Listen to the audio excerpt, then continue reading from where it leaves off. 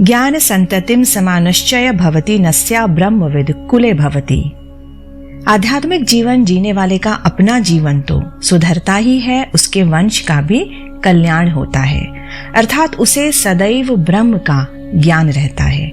यदि उसके वंश में आध्यात्मिक परंपराओं का पालन होता रहता है तो उसके कुल की सभी संतानें ज्ञान तत्व को जानने वाली होती हैं। हेलो एंड नमस्कार, स्वागत है आप सभी का तहे दिल से।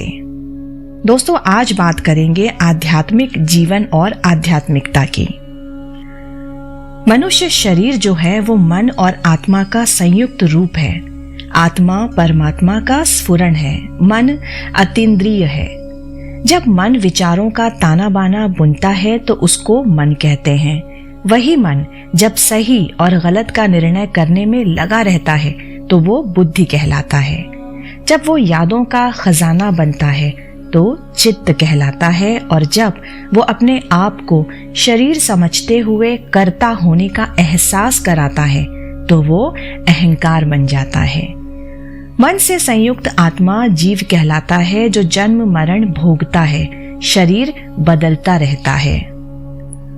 हमारा शरीर कर्म करने का उपकरण है। मन उचित अनुचित का निर्णय करता है। आत्मा सदा शुद्ध, अपरिवर्तनशील और स्थायी है। मनुष्य का अर्थ है कर्ता, ज्ञाता और भोक्ता। जब देह, मन और आत्मा सम्मिलित रूप से उपस्थित होते हैं तभी मनुष्य का अस्तित्व हो सकता है। जब मन और आत्मा की उपेक्षा कर देह कार्य करती है तो मनुष्य पशुत्व की स्थिति में होता है। पशु केवल इंद्रियों के वशीभूत होकर कार्य करते हैं। पशु को उचित अनुचित नहीं समझ में आता। जब आत्मा की उपेक्षा कर जो मन में आया कार्य किया जाता है तब वो दानत्व की स्थिति होती है। जब आत्मा अपने वास्तविक स्वरूप के अनुसार देह और मन से अप्रभावित रहकर कार्य करे तो वो अवस्था दैवत्व कहलाती है। जब मनुष्य आत्मा, मन और देह के समन्वय से कार्य करता है तब वो सामान्य मानव होता है। जीवन में सुख सभी चाहते हैं, दुख तो कोई भी नहीं चाहता, पर सुखी और शाश्वत जीवन के लिए शारीरिक और मानसिक स्वास्थ्य की रक्षा करना बहुत जरूरी है। स्वास्थ्य सुरक्षा की सर्वविदित नीति ये है कि प्रकृति के अनुरूप अपना आहार विहार, रहन सहन बनाए रखा जाए, वो जरूरी है, जैसा कि सृष्टि के सभी प्राणी बनाते हैं। इंद्रियों का संयम बरता जाए, श्रम और आराम का बैलेंस्ड रहे, तो इन मोटे मोटे नियमों का पालन भर करने से रोगों से बहुत हद तक हमें छुटकारा मिल सकता है। रोग का होना ये प्रकट करता है कि हमारे शरीर में विजातीय द्रव्य भर गए हैं जो टॉक्सिन्स को, विषाणुओं का परिपोषण करते हैं। इसके लिए संचित मल का निष्कासन और अवयवों को विश्राम देने वाले उपाय जैसे व्रत, उपवास आदि अपनाए जाने चाहिए। वैदिक ऋषि जानते थे कि शरीर की शक्ति से मन की शक्ति अनेक बहुत ज्यादा गुनी है, प्रबल है, और उसकी अपेक्षा आत्मा की शक्ति बहुत अधिक प्रभावशाली है। इसलिए उन्होंने मन की शुद्धता, मन की पायसनेस एवं मानसिक शक्ति के विकास तथा सांसारिक कार्यों में उसके सही उपयोग पर जोर दिया, बल दिया, और उसी के अनुरूप साधना की प्रक्रियाएं भी सुझाई। साधना के अभाव में मानसिक अस्वस्थता होने की अधिक संभावना हो जाती है, और मन की अस्वस्थता शरीर की अस्वस्थता से अधिक हानिकारक होती है। इसीलिए आध्यात्मिक जीवन आवश्यक कहा गया है। सद्विचार, सत्कर्म, सद्वृत्ति, शुभ वाणी, सद्दृष्टि एवं सद्श्रुति मनुष्य को उत्तम स्वास्थ्य प्रदान करते हैं, और ये गुण आध्यात्मिक जीवन अपनाने से ही आते हैं। अध्यात्म क्या है? अध्यात्म क्या है?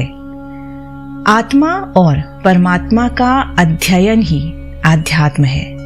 अध्यात्म मक्षरम विद्या यत्र गत्वा न शोचति।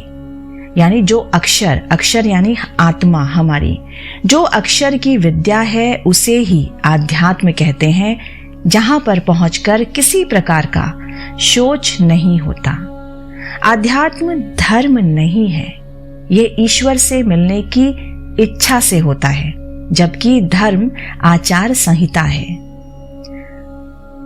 भगवान श्री सत्य साईं बाबा ने कहा है कि जो जीवन के संघर्ष में रत है उसे आध्यात्म का कवच चाहिए, उसके साथ वो कहीं भी किसी भी परिस्थिति का सामना कर सकता है। आध्यात्मिक व्यक्ति को परमात्मा पर पूरा विश्वास होता है, इस कारण सांसारिक कठिनाइयां उसे अधिक परेशान नहीं करती, ये सच है।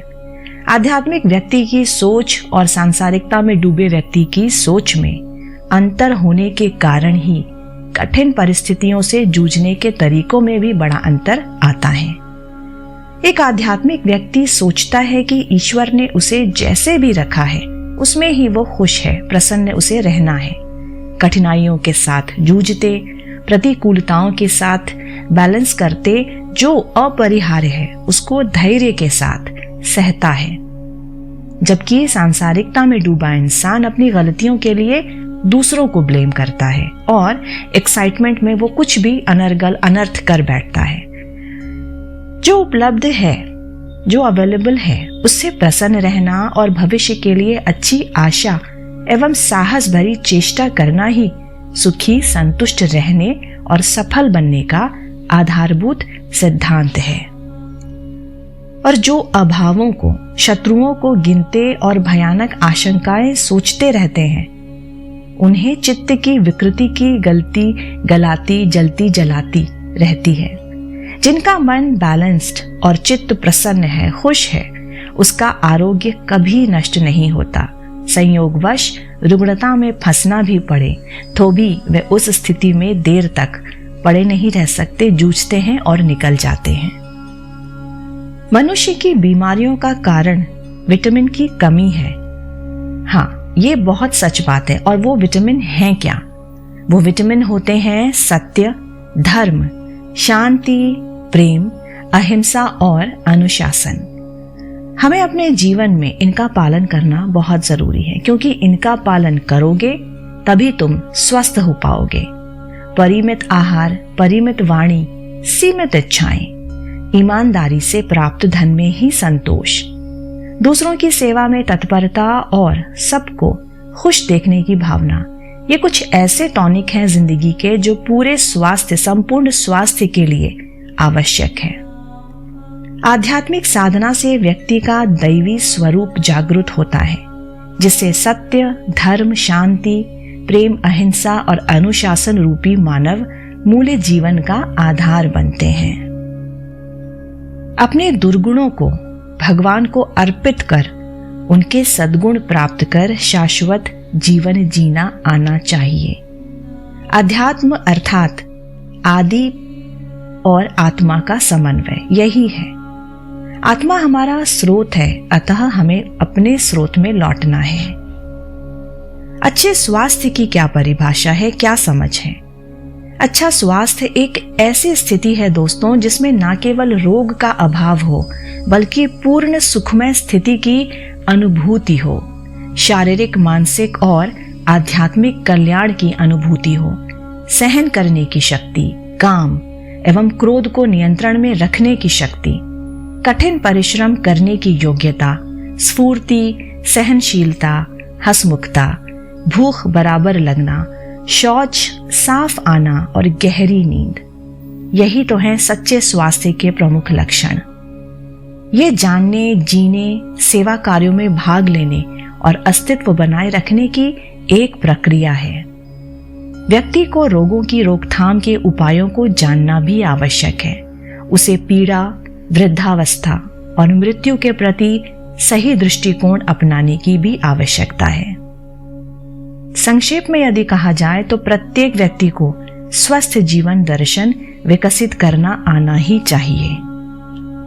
आध्यात्म और आध्यात्मिक जीवन से जो मैंने आज तात्पर्य समझाने की कोशिश की, आशा करती हूँ आप सबको अच्छा लगा होगा, समझ आया होगा। बहुत जल्द मिलती हूँ आपसे अपने अगले AV में। Till then bye bye and नमस्कार।